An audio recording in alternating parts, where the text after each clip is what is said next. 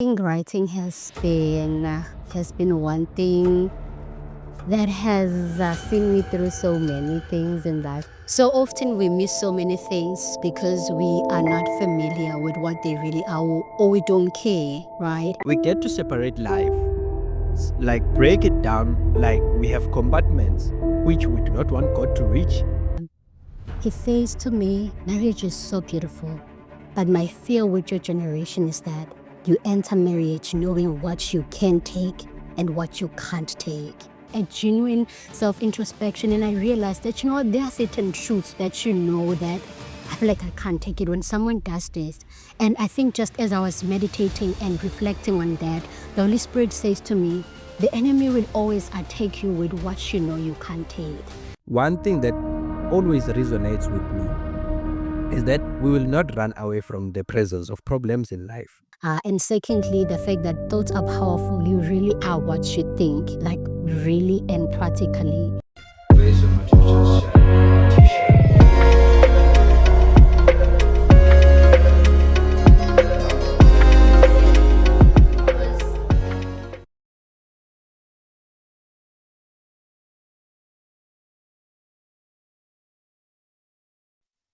Ladies and gentlemen, welcome once again to another episode of As You Think, So Are You. I am your host, Neliswa Mazibuko, and this is a space where we get to have conversations surrounding mental health, self-help, and personal development. And again today, I am so excited to have with me our guest for today, Zwakele Mnisi. Zwakele, welcome to the podcast. As You Think, So Are You. Thank you so much. Thank you so much, Neliswa. Super excited to be part of this discussion today. It's a pleasure. It's a pleasure, really. So one thing I like to first start with, because I don't actually get to ask for biographies of people, but I believe they can actually tell me or tell the audience better about themselves. So can you please do the honor? Who is Zwakele? For someone who's just seeing you for the first time, who is Zwakele? What interests you? Things like that. Okay. Thank you for the question. I don't know why that is always a very difficult question. Yet we are supposed to know ourselves best. But Zwakele Mnisi is a born-again child of God. I'm a wife. I am a daughter. I'm a sister. And I'm a lover of words more than anything. I do poetry and I just love words. I write. So I believe that is a good brief description of who Zwakele is. Yeah. No, it's beautiful. So you said you are a lover of words. Yes. You are a born again Christian. Mhm. How has that actually, all that you've described, how has that actually shaped you to come up with the definition that you are coming up of yourself? Okay. You know, like we are easy to get to identify ourselves as, maybe let me say, Christians. We are easy to identify ourselves as the titles that we give ourselves each and every day in the form of achievements. But really, is it about the titles or is it about who you are? Like, how has that been something that has been fused together to bring out the Zwakele you are saying you are today? Mhm. Yeah. Oh, wow, that's a very broad question. I think firstly it is ensuring that you are not self-coupled, or you are not the picture of it all. Yeah. As a believer, I believe that my life is not really about my preference or who I want to be. That my life is surrendered and submitted to allowing God to also be the one to define me. I think I am not someone who subscribes mostly to titles or definitions, that I'm someone who believes that I'm clay in the potter's hand. So whatever he form and make, I am that. So I think I really do shy away from associating with titles. This is who I am. For a moment, I even battled regarding or referring to myself as a poet because I feel like that is a beautiful title, hear me right. But I feel like I just want my life to be shaped and molded every day. So I allow that to be my everyday life. You know what? I am what the maker say I am. And I allow that change, that reforming or that molding every day. That's actually so beautiful.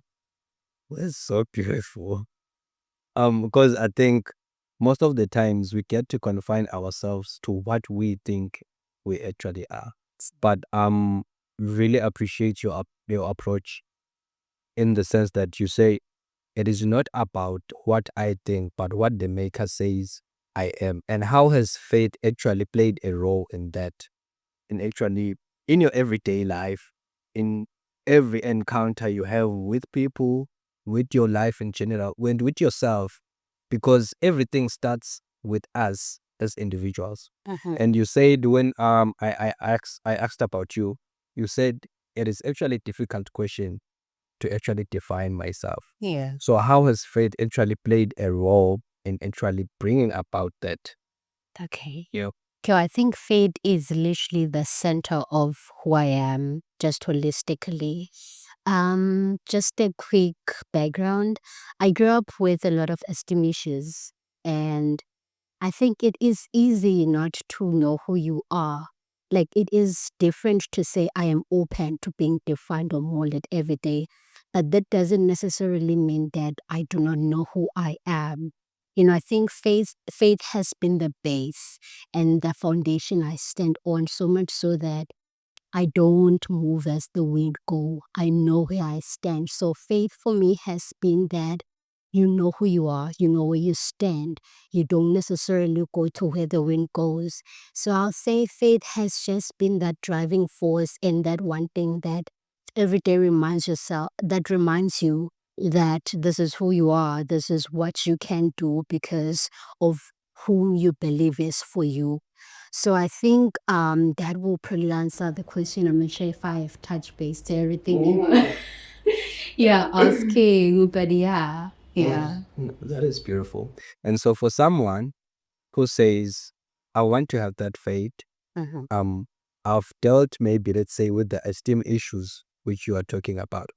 And how can I actually navigate that? How can I actually get to the point where I can say, no, faith is now the base of my everyday life? Because we really want a sense of identity which cannot be shaken. But each and every time we get to identify ourselves with things that constantly change, you know. And these days we are living in the influence of social media, and there is a lot of noise that is actually deluding or rather confusing us in actually where are we here, where do we stand.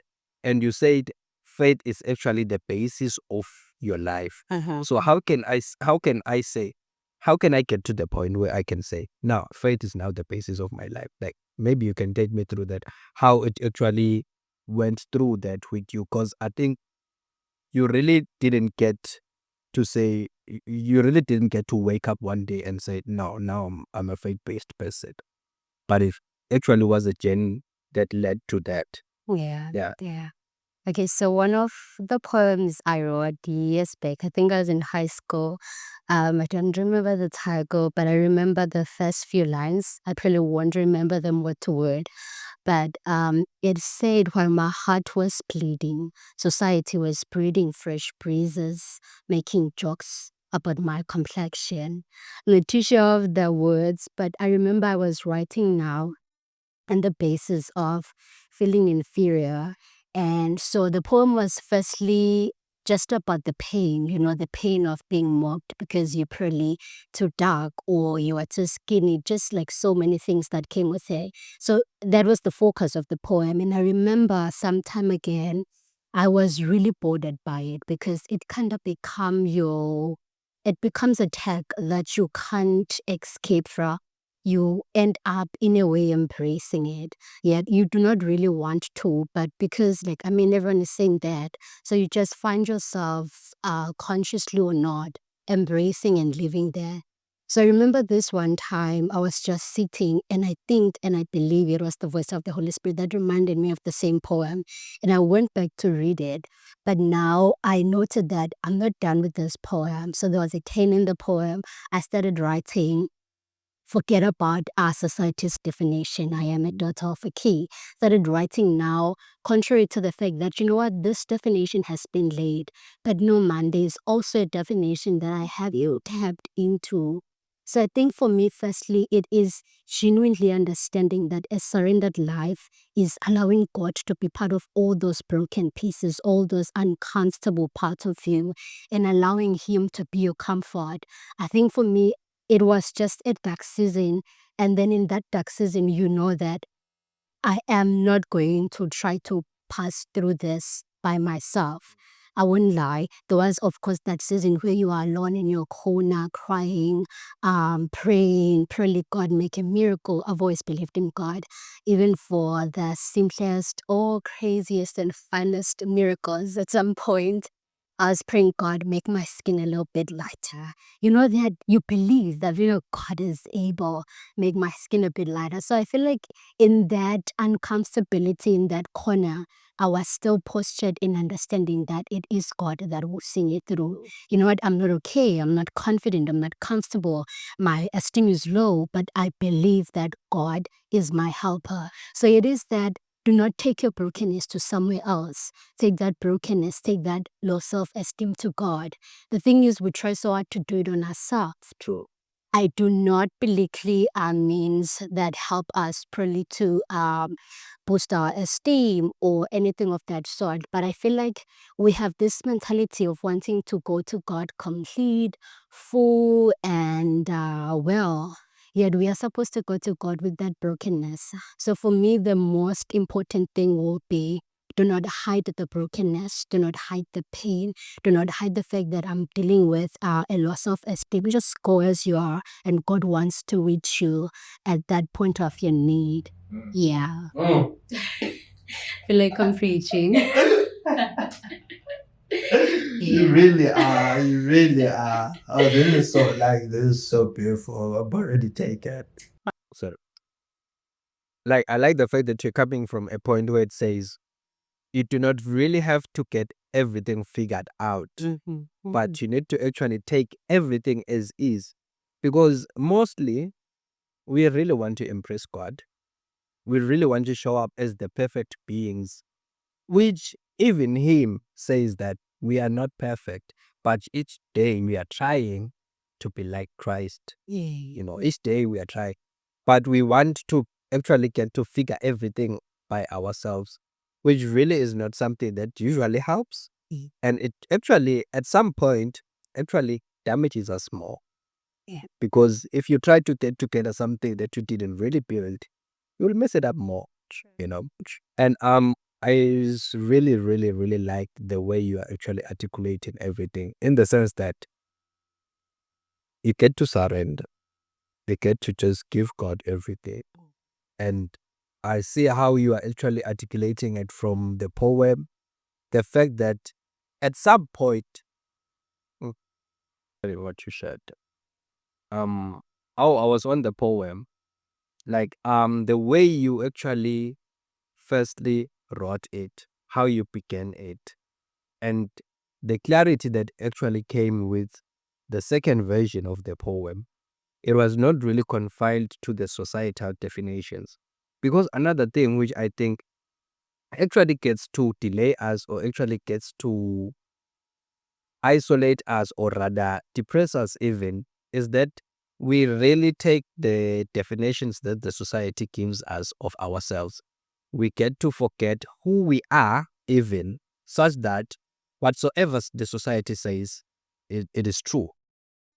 Because we get to associate with that, like you said, we get to be confined, and unconsciously so, we get to actually say this is us.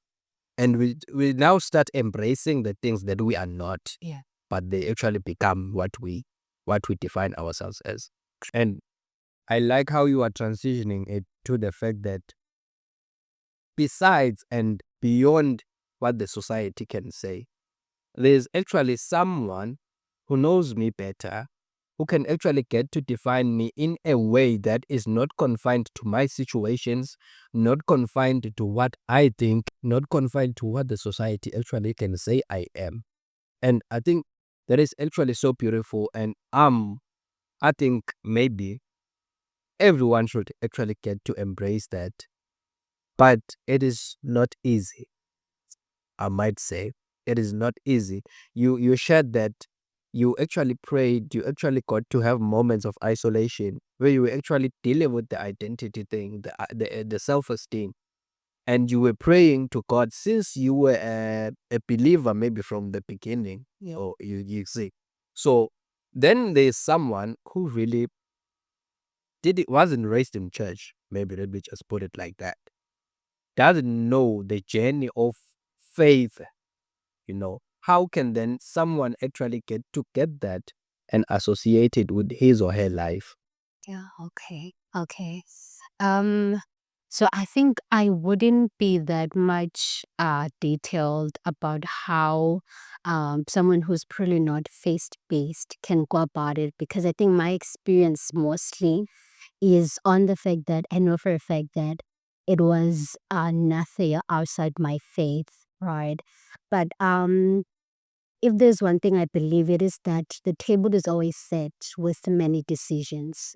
And not to say some of the decisions are bad, but there are so many things that work for different people. Yeah. There are so many concepts that are relevant or can help you deal with what you're doing.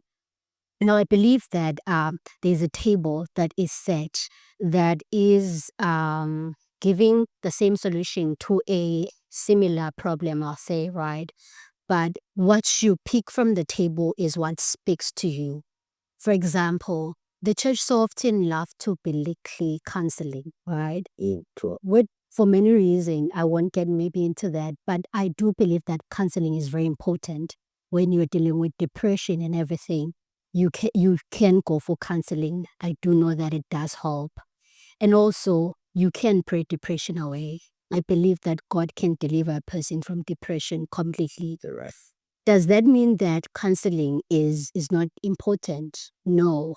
Again, the table is set with many options. Now, but you need to challenge yourself to actually finding and figuring out what you need and what will work for you.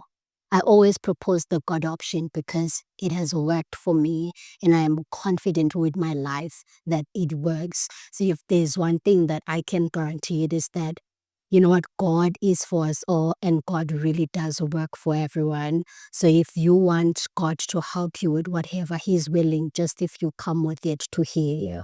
So yeah, it is just figuring out what to take from the table that is already set.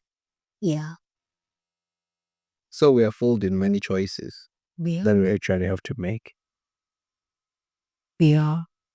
We need to start making some good choices. It's never late. Yeah, we need to actually. So maybe getting to the concept of faith Uh-huh. and mental health. Okay. You touched off depression, you touched off counseling and everything. Has there been a point in your life where you had, besides what you've shared, where you had a challenge that really challenged your mental health in a way that you felt that, yeah, even my faith is shaken in a way? And how did you actually get to maneuver around that? Mm-hmm. Mm-hmm. Yeah. Sure. Yeah, actually, there was a season where I suffered from really, really dark and bad depression to a point of suicidal thoughts. It was, I'll say, a spiritual attack thing, but then it affected all the other angles of my life, physically, mentally. I think so often when dealing with spiritual things, we ignore, for example, the mental side of things, which is really there as well. And so often we ignore it and it come back to bite us. So I think that was one season where I'd prayed, I'd fasted, and I really believed that God will come through for me, of which He did. But I think I ignored that mentally. I also needed help, you know. I can't go to the details of the attack because I think we can take yet another hour. But it started as dreams. I started dreaming snakes, for example, animals, and just so many things. And then from the dreams, it started being something that I see practically. Like I'll dream of snakes, and everything and everything. And then fast forward, the attack I say intensified. And I started seeing snakes randomly. Like we're sitting right here. I pick or see a snake, of which it is not there, but I just see it. Or I pick a smell of a snake. It really doesn't make much physical sense, but you just pick it. So it was just so many things that if I can go to literally, yeah, we can take yet another hour. But it just was a really, really dark season. So I then realized that some of the things were in my mind. When you've been dealing with something, then it becomes your reality because you've been dealing with it for years. At some point, actually after the deliverance, I still continued seeing some of the things. Not now because they were still attacking me, but because it was my reality for years. Part of. Exactly. I was attacked by that very same thing for literally years. Since high school, got to varsity, it just got worse and worse. Then I get delivered. And then because you've been fearing or you've been knowing that this is the threat or this is what's happening, you then start seeing that thing. For example, for years I battled with seeing snakes, even after the deliverance. Be it you just scrolling through social media, you see a snake, I'll collapse. Like it was so intense because it is something that had bothered me, right? So now I think that season I was it wasn't really the hardest, but it was probably something that I wasn't aware of that I now need to deal with this, because pictures were forming of what was my reality or what was attacking me. So I think that was one season where then I had to unlearn the attacks, unlearn being so scared of snakes. It can be, I don't know if it can be natural, I don't know yet, but there are certain things that you can pick that are not normal, so not normal, and you ignore them or sometimes you embrace them as, I'm scared of snakes. But I then learned of how severe and how bad it was, even if it's a picture. Like, it just doesn't, I can't say snake, just a picture, just seeing it in TV. It just was those things. It was the aftermath thing that, you know what, now you need to heal from this thing. So I think that was one season that I learned that there's also the mental side of things that you need to go through as a person. Heal, get help if you can. Yeah. Get help if you can, because that also is very important. Yeah. And do you actually get to get help?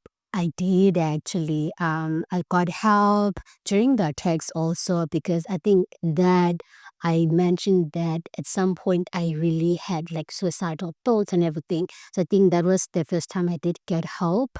They reached out for counseling. I had reached out for prayers and everything, and then I took the step again of reaching out for counseling and really having someone speak to me about that. Life is worth it all. You know what? This will pass. So I did go through that counseling session that season, and also after, now that you're dealing with these thoughts, with these pictures that you see, because you lived that. Yeah. Yeah. That is actually something that is so deep. Yeah. It's deeper than that. Yeah. Thank you for sharing that. What I'm picking actually from what you shared is that in the midst of everything, firstly you need to acknowledge that you have a problem, Yeah. Yeah. and then try to get some help in every and any way as possible. Because as you are talking, you mentioned the fact that these situations that maybe are attacking us, the things that we get, the challenges we get to deal with, they actually end up becoming our reality, such that in any and every way you move, you can get to actually be associated with those things. Yeah. So, shout out to you, Thank you know, you. Thank you. for actually pulling through, because things like this, the thing that you've just shared, it is out of the ordinary. It is not things that we can just talk about as simple as that as human beings, you know. But the fact that you are actually able to brave yourself, actually face it, even doesn't matter how spiritual it was, but you had to just actually deal with it, face on, head on, seek the help that you needed, and actually go to the point of seeking things like counseling. Yeah. Because we need the help, we want the help, but we are afraid to get the help. True. We are True. afraid to go to the places where we are afraid to be vulnerable, sometimes because of experiences, of course, that actually didn't turn out well for us when we tried them, but sometimes because maybe we don't even know where I can get that help, where I can actually get someone who can sit me down and tell me life is worth living despite everything that you are being faced with or what life is confronting you with. But you can actually still go ahead and live life, True. True. And one thing that always resonates with me is that we will not run away from the presence of problems in life. We'll always be confronted with situations which are beyond our control. But at the end of the day, we need to actually get to live life and actually enjoy life despite the problem. Because for mental health, the definition is not really the absence of problems, but how to actually get to navigate life given the challenges we are faced with, but actually get to live. And thank you once again for sharing, because it gives a picture that in the midst of everything, you can actually maneuver and actually end up having a bigger and a better life, comparing it to the experiences before, you wouldn't really have thought maybe you can be where you are today. But God being so gracious and you actually being so courageous to actually just spell the thing and actually deal with it is actually something that is inspiring. And thank you so much once again. I believe even the audience will get to pick things that they can resonate with, because I'm also relating to that fact that you said we have a table set before us, but we get to pick the things that can help us even.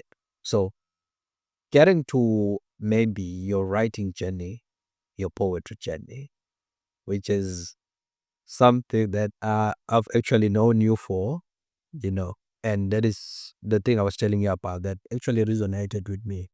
The way you maneuver around words, how you actually bring different aspects of our own lives. You get to go to the spiritual aspect of life.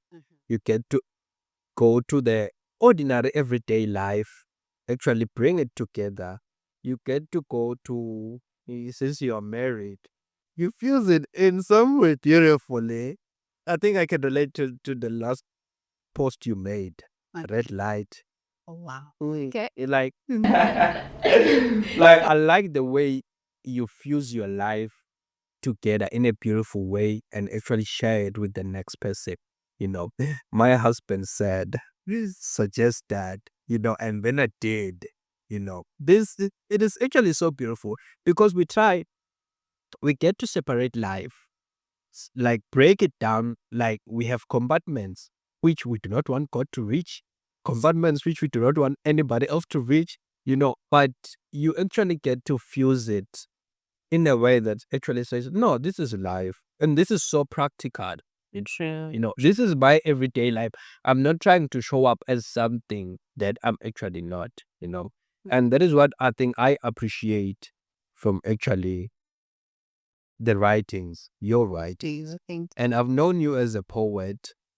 And even in that, you actually fuse in the godly life, the message, that you put it in a way that is so easy to consume. At the same time, it is thought provoking. You actually get to think, oh, no, man, this person is saying this thing, but it's saying it so nice that I won't even feel the pain of hearing it and actually think about it. And I'll be busy here appreciating it. Yeah, really. So, how has that journey been for you, the writing journey? How has it helped you deal with life? how has it actually helped you to embrace your life? Because we are constantly evolving every day. Today you have a new chapter, tomorrow it's another chapter. Since you're a writer, we're always opening blank pages. You get blank pages, you're writing. Sometimes we go back to cancel out some things, to erase some things. So how have you maneuvered around that? Oh, wow. But I think writing has been one thing that has seen me through so many things in life to start with, and I love words. I love words. I love writing more than speaking, actually, because I feel like I get to be my truest when I write. Okay. So I think if there is one thing writing has actually taught me, it is it is sitting down to think and just appreciating quiet spaces, outside from the noises and everything. Just sit down. Writing is most enjoyable, I'll say, whenever you're just away from everything else, just seated and absorbed in it. So I think it has taught me to be able to silence every other noises and just be fixed with what you're doing, which then gets applicable literally in everything else in life, right? I was actually the other time or the other day reading through my poetry book. I have, I think, two now. So I've completed the other one. So the other one is already full. So I was going through some of the poems I've been writing since high school, since Form 2, which is probably 10 years ago. Been a journey. Yeah, it has been. It has been written. So I was reading through some of the things I was writing. Of course, sometimes you laugh at yourself because of the grammar mistakes and everything. But mostly I was just appreciating where I was in my mind, the thoughts. I think writing has also given me the platform to see all the transitioning or my life literally. Yeah. Exactly. Literally, it's like as you go through it, you realize, oh my God, this is what was happening this season. Or you remember, this is what happened. Or actually, this is what I believed or advocated for. And I'm no longer advocating for that. You just see your life. It's like it just allows you to see your life from then to now. And it is so beautiful. So beautiful. Yeah. Yeah. Yeah. Should I be a writer? You are. Which you are. Oh, I like the way you put it. And I like the fact that it gives you the opportunity to sit down, quiet the noises, and actually get to think. We are busy. We are rushing. We are consuming. We are doing everything, but we don't have time for ourselves. True. You don't get to have time to reflect and think, who am I? You know, because as you are talking, you are mentioning the fact that you when you sit down, you can actually track your life. But for someone who's moving up and down each and every day, life is always catching us by surprise. Yeah. And you can't actually even reflect on yesterday, how yesterday was, because you are already feeding yourself on what is going on today. And you are actually looking forward to tomorrow, which you do not get to appreciate because you are actually rushing True. each and every day. And we are actually missing out on a lot of things. We do not actually get to see our lives as they unfold. We do not get to appreciate the fact that yesterday I had this challenge, I dealt with it, which means I can still deal with the challenge I am faced with today. True. I have True. what it takes, in as much as the problem is different. But as you are a faith-based person, the God is still the same. Yeah. You know, Yeah. in the different storms that we are faced with, So, the God is still the same. The God that actually took me out of that problem can still take me out of this problem. We cannot shy away from the mental aspect as we were talking, that in everything, God is part of all the solutions. true. You get to seek counseling. God is the one allowing you to go through counseling because He has a message through the person that will get you to appreciate life. And it is actually beautiful to talk about such things. And one thing that I so wish, and as much as I'm putting my personal stuff now, but I wish that we get to have such conversations on an occasional daily basis because we are busy and we cannot confront issues in the rate at the rate at which we are running at which we are living life at.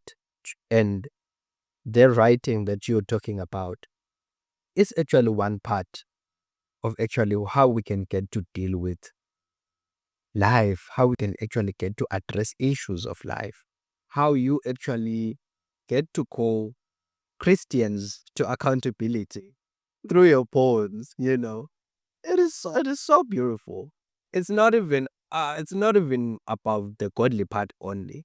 You know, literature or rather writing is so therapeutic. It You is. know, we get to vent in ways we cannot actually say to a person. You know, and that is so beautiful. Then relating to this article, which I think is the one that made me actually approach it. You know, I'm not sure if I get the title correct. What are we consuming? Is it? Yeah. Yeah. Is it? What really inspired that?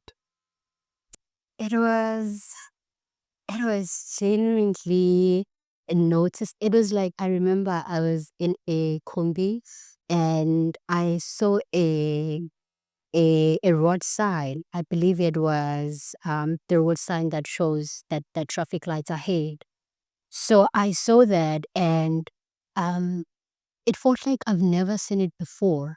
I was going to Mbabani, so I stayed Fontaine. Okay. So the sign is right when you're about to enter town. So I was seeing it and I'm shocked that has it always been there or am I seeing it for the first time? And then I realized that actually it has always been there. And I came to the conclusion that so often we miss so many things because we are not familiar with what they really are or we don't care, right? In the post that action, I mentioned that I started taking driving lessons. So I downloaded the K53 app, I think. So I started like teaching myself a couple of things there and there. And it is then that I started really seeing all these signs everywhere. And I genuinely have never noticed them, like genuinely. Genuinely. They are living life on autopilot. I wasn't even making it up. And then I was realizing that I think this is really what happens in life. The Bible say my people perish because of lack of knowledge. I think because of lack of knowledge, really we have missed so many things. So I think I really sat down firstly to speak to myself and ask myself, what have you missed out because you're not learning, because you're not teaching yourself, or because you're not teachable? What have you missed out because you're just so fixed in your zone, in your space? So I think it just came from that self conversation and self moments I had to really realize that we do miss a lot because of lack of knowledge. So I then thought, you know what, probably this will help someone. Let me write it and post it. So yeah. Look where we are. Yeah, this is who we are. This area, yeah, it's actually so beautiful. I actually related with it also because the way you put it, it is in the literal sense. Oh You yeah. know, you get to appreciate things because you are aware of them, and until you become aware of, they are not really something of use to you. True. You know, they are not really something you can actually benefit from. And especially since you're talking of driving lessons, you know, as someone who's not interested in driving, who's not interested in any science, at that moment, even if he can be given a car, that is when you will get to appreciate science. Not because they were not there, but we are so ignorant. I'm sorry to use such a word, but we're living life so ignorantly so that we even get to forget that God is a core component of our lives. True. You know, True. we get to seek for God when we are in trouble. You know, God is always there, like that sign on that road. Yeah. It is always telling you there is a speed hump ahead, you know. But sometimes you can pass it and hit that hump, you know, and then you get an accident in a way. So it is always these things in life that are actually say, no, there is this thing ahead, you know. And you titled it so beautifully when you said, what are we consuming? Because the things that we are actually consuming are the things that are actually leading us astray even, or actually getting us to the good path that we need to be on. But it is all about what really are you feeding your mind, you know. And in this podcast, we actually talk of thoughts, how they actually get to influence our lives. But if we are feeding those thoughts, if we are feeding our minds with those bad things, that I'm not good enough thing, I don't deserve this type of thing, why me and everything, you get to see your life taking a shape that you do not really want to live in. No. But the moment you say, I am enough, I deserve this, in as much as I am not able, but my God is able, you know, you get to appreciate the positive side of life. Not really because the negativity is absent, it is there, but as you said, what you consume is the thing that is actually you will get to see. And as you as I was reading through, you also talked of your experience with Toyota cars and everything, you get to really observe or to see things you pay attention to. If we are constantly, because the thing that is actually a problem with us, that is actually making our problems worse, we get fixated on the problems such that we do not see that there is a solution. You can feel that I am down and I am depressed, then you add on the music that will actually relate to that easy. You get to confine yourself to spaces that will actually get to amplify what you are feeling. While in the sense, life needs to actually be, you need to actually be amplifying the things that will motivate you to continue to live. I'm not shying away from the fact that, yeah, when you are faced with those problems, you may feel like nothing is working, nothing makes sense. So let me just sit in my corner and not interact with anyone. That is the reality of life, is it? That is the reality of life. But at the end of the day, at the end of it all, we really need that glimpse of hope, which you are one of, like in your writings, there is the glimpse of hope that actually gets people thinking. And I saw how people actually engaged with what you wrote. It tells me that we are hungry for information that will actually inspire us to live life. And so, in that regard, I would like to actually request you to actually continue. You know, I know you are letting us in your world, and you're doing it beautiful. You saw that we actually get to associate our lives with what you are sharing. We get to look it from the lens of that. If she is moving around in life like this, what is really holding me back from actually moving in life like this? We get to pick those beautiful little tiny things that you actually don't see even if they matter. When you are writing, you just posted the you know like, if they appreciate it's okay, but you know but the thing is, it starts with you before you can even share it with anybody else. If you had that conversation with yourself and you were content with it, it doesn't matter what people say. And it gets more beautiful when people get to engage with it and see it the way you saw it, and it actually says to you, oh, I'm not crazy. This is actually the reality of life, and it is the reality of life.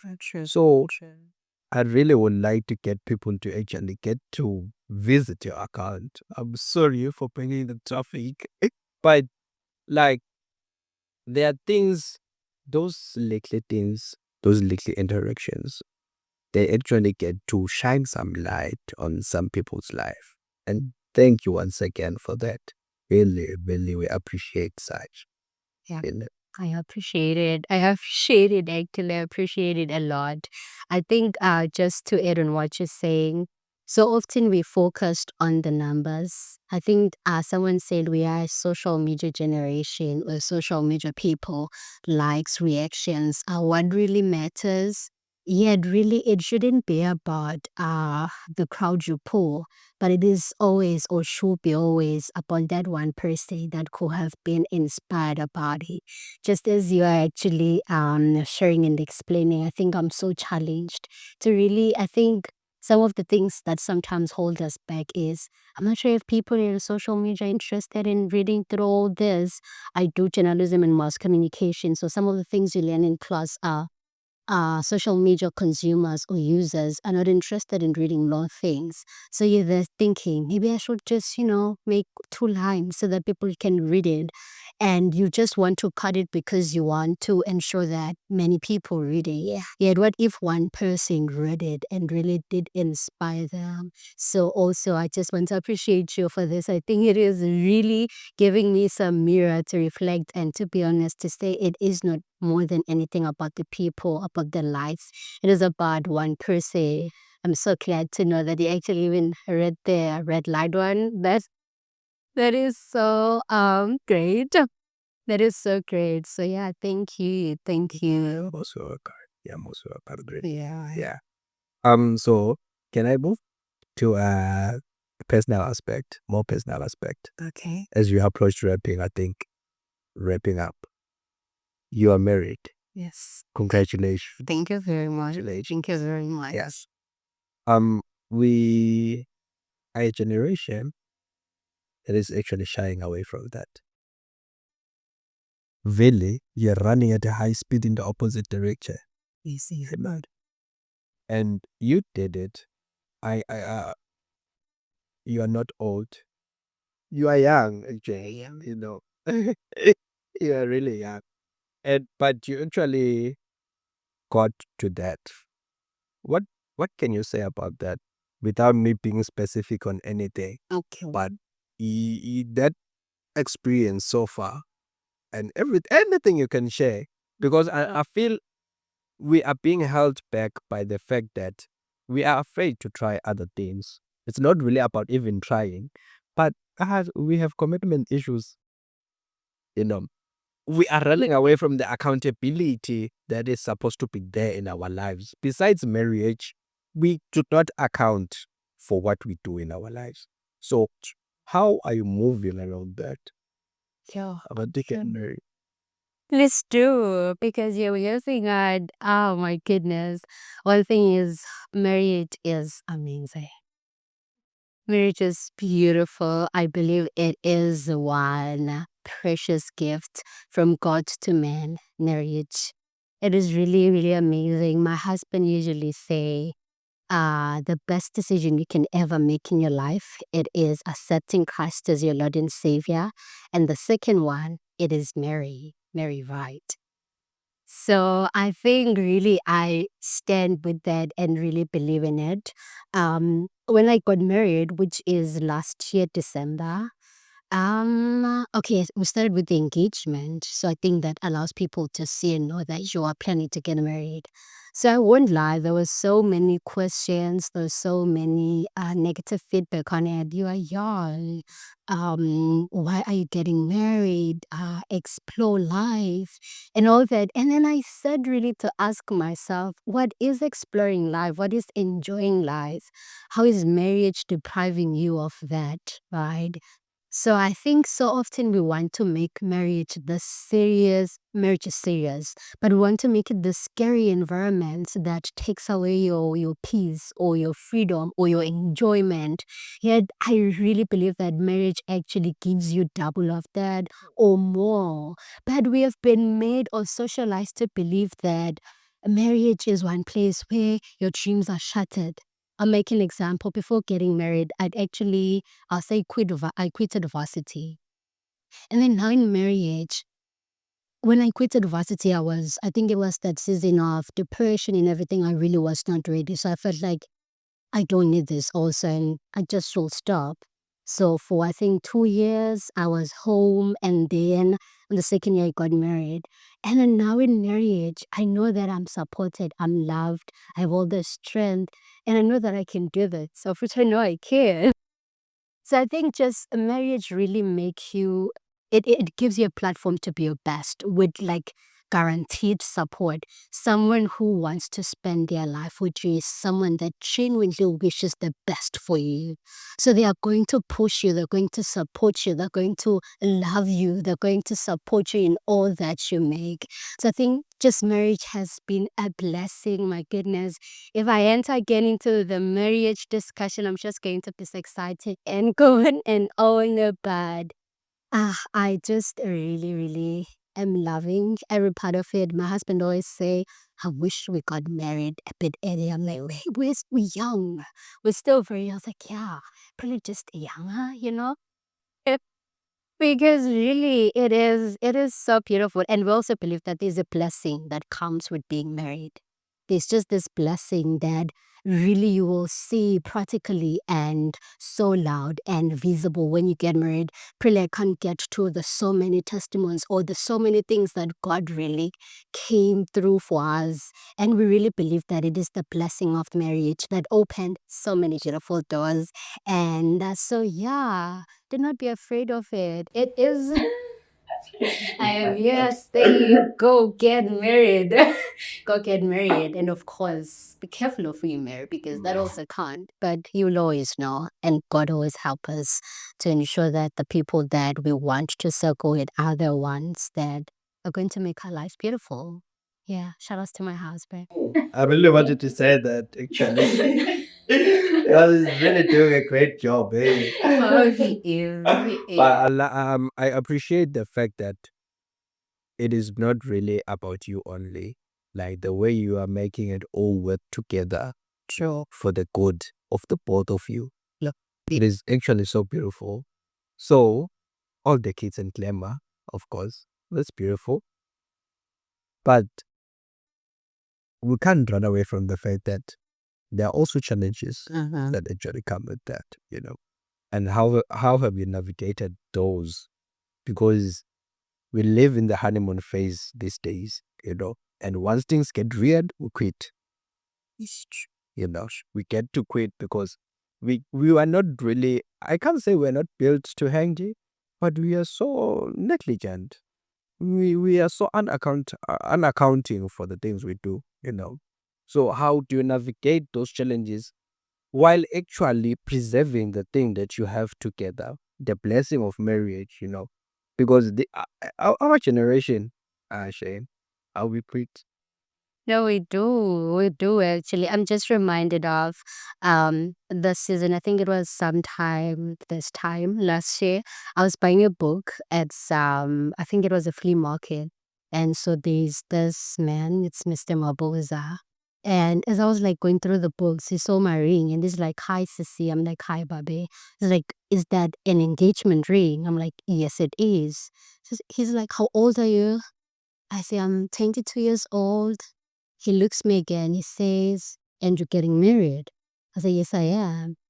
He says to me, marriage is so beautiful. But my fear with your generation is that you enter marriage knowing what you can take and what you can't take. And he said that is the wrong mentality that has killed so many marriages. You know for a fact that, you know what? Once you do this amount, you know what you can take and you stay when you stay only. Exactly. So he said to me, marriage is forever. As you go into marriage, I want you to know that it is beautiful and it is forever. Like, even if it doesn't fall beautiful at some point, just always stand on the fact that it is forever. So I think that is just one thing that I really appreciated and I took with me, and I actually did a genuine self-introspection, and I realized that, you know what, there are certain truths that you know that I feel like I can't take it when someone does this. And I think just as I was meditating and reflecting on that, the Holy Spirit says to me, the enemy will always attack you with what you know you can't take. So what kills the marriage is often that the enemy knows that I hate a person who purely doesn't clean after themselves, of which my husband does. But you know, he knows what you can take. So of course he's going to use that, right? So I think for me, it is just ensuring that you stand on that foundation and that knowledge that I'm here to stay forever. In terms of challenges, I really am not going to lie to lie. People say it's a honeymoon phase. Someone actually says, no, it's because it's actually before marriage. They say no, the first few years of marriage are the hardest because you're getting to know the person and everything. And then that someone comes back to check again. Is it hard? I'm like, not really. Like, well, it's the honeymoon phase, basically just using where you are. If it is hard, yeah, well, it's like that the first years. If it is not, it's the honeymoon. So I feel like it is just really living and appreciating where you are and not expecting hardships or problems. Not to say they may not come, they might, but I think the wrong mindset it is to sit expecting that danger might come or a challenge will hit. Just enjoy, live the moment, and bless God for it. So I think at this point or so far, I wouldn't really spot any challenges to say, I think these are the challenges that we are dealing with or anything, not really to make it so perfect. But genuinely, I think it has been the best decision. Yeah. Yeah. Yeah. Actually, very, very good. That is actually so beautiful. That is actually so beautiful. And I'm picking a lot of lessons, especially shout out to Mr. Mabuza, who shared, if I'm getting it right. It's It was a short but so deep advice, a little. so profound, in a way that if you take it consciously and think about it, you would actually share what you've just shared. Yeah. But if you take it lightly, you don't even think about it. True. And we are fear driven. Yeah. We are fear driven. We are afraid to do this. The society defines it. The society gives this. The society says this. People are saying this. We get too confused. A lot. At the end of the day, we get not to know, but we want. Exactly. You are young. Marriage is hard. Why are you getting married? Explore life. What? And you're saying you are doing it better even in marriage now. You get, Genuinely. and with someone who's committed to you and said, I'll do this for the rest of my life. Yeah. How we are busy putting our youth. I think also it is, I don't know the context of enjoying life or your youth. People used to actually define a life or enjoying life. I feel like there is this wrong conception of enjoying life, which probably I don't subscribe to. I think enjoying life has to do with being extreme with things, of which, for example, personally, I am not that. So there is nothing, for example, that I'll say marriage has cut off in my life or has deprived me of. I think so often the fear comes with that. Maybe you are someone that prefers, partying the whole night, and now you married, you feel like that will be limited. Well, I can't speak to that, but really, I think marriage is just one place where you grow with someone and you enjoy with someone and yeah, learn or explore it. I think for me, again, the most important part is the growth part, growing with someone. I think that is one thing that always has been my prayer. It's like, Lord, I really want to grow with my husband, and God gave me that. Hey, we're growing together, we're building together, and yeah. Interesting. Beautiful. Yeah. Congratulations once again. Thank you. And all the you. best. Thank you so much. As you have the greatest advice, of course, so I can't be giving advice. But like, Keep it as you are saying it. I think that's the best thing you can do. I like the energy you are approaching it. It is not this animal, but it is something to be treasured, something to be appreciated, which I think we need to learn also. I myself need to learn that it is not a theme of the moment's tie, True. but it is the commitment beyond the moment of enjoyment.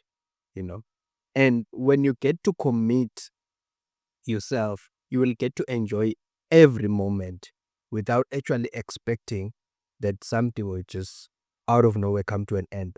And I think the thing we also need to appreciate in life, we must not live life on toes, True. expecting expecting that something will go wrong. Yeah. Because Yeah. what you actually put your thoughts on is actually what will appear. What we've been saying, right? So I think we can talk for the rest of the day. Definitely, yeah. So let me just get to conclude and actually thank you once again for gracing us with your presence. It has been an interesting conversation. Right. As a really big learning curve. I got to get many, many, many things. I think I can now live life even better after this conversation. What the fuck? What the So I appreciate that. I appreciate your emotional openness, your thought provokingness, like your line of thought, the way you actually get to share things and the way you actually get to maneuver even in this life so openly that someone else can actually get to learn. Not really that you are putting your life out there that in that way, but the little that you are sharing, the little that you want people to know is actually the thing that will actually get people to benefit from what you are sharing. Because in this generation, we are sharing the achievements. We are trying by all means to show up as the people we are not. We are. It is fine to be a content creator, but we must also come back and be realistic. And What are we feeding ourselves? What are we feeding the next person? Are we even accountable for the lives we are living? Can we actually get to appreciate looking back at this life? Since you mentioned the poetry and everything, you got to appreciate and actually resonate with that is, I was at this stage of my life. But if you are busy faking life, you can't even look back because you are afraid of what you are looking at. And we need to actually start being so authentic, know ourselves, know what we want. And it's just me appreciating the way you are doing it, the way you are actually trying to maneuver in this life, not in a perfect way, but in your own perfect way, in your own way. I'm not saying to people that they should actually confine life to what we talked about, but let them pick the things that actually resonate with them, take them to apply somewhere in any aspect of their life. See the wait to see the change, because we pray and we move from the position, but we expect God to give us something which we will not get. So even in this life, it's all about praying and waiting. Praying and waiting, not in the sense of really praying only, but actually commit to the things you want. If you want marriage for that matter, your actions should be driving towards that. If you want to see a sudden change in your life, your actions should actually be driving towards that. Not that you are praying for change, you are doing the opposite of the change you are praying for. You are confusing yourself, you are confusing God, or whosoever being that you believe in. You get to confuse life, but you can't confuse the enemy because the enemy is always watching you. It's, I'll get in when he tells this ted or takes this ted, I'll get to it. True. But otherwise, thank you so much. So one last question, which I think will be your parting words, would be, as we are on this podcast, as you think, so are you, which is a verse from Proverbs 23:6, I think. Yeah. As a man thinketh in his mind, so it is, they say. How has that actually resonated with you? How have thought actually crafted your life so beautifully so that you are getting to appreciate it today? Yeah, and how have you actually maneuvered, actually got to address some thoughts that were serving you, appreciating them, removed thoughts that were actually not really serving you? Because at the end of the day, we are crafting the thing that as you think, so you become, so you are, How, maybe if you can just share briefly on that, then we are wrapping up. Oh, well, thank you so much, Neliswa. I think firstly, it was realizing that thoughts are so powerful. I think so often we're comfortable with thinking about it, about things, because we know that probably no one will know about it, or no one will ever see what is in your mind right? But I think for me, firstly, it was appreciating that God also see my thoughts. And secondly, the fact that thoughts are powerful. You really are what you think, like really and practically. So I think that really save you from a lot of things and from a lot of negative and wrong thoughts. Like what you entertain, what you allow yourself to build in your mind really becomes a reality. So I think that should really rescued me and challenged me to have my thoughts tried every day. One of my favorite scriptures in Proverbs also, I believe, says, search my heart, Lord, and try my thoughts. So I think for me, it has just been that heart and that posture of always ensuring that your thoughts are tried. You know what? Question your thoughts. Do have conversations with them. Do not just allow them to go about. Like, bring your thoughts to your hand and deal with them. Do not overlook and ignore them. Some of the things I learned is that so often we want to think because it is a thought, you can just ignore it. Yet, for you to actually break through from certain thoughts or negative thinking, you need to deal with it, place it in your hand and see it, and then address it.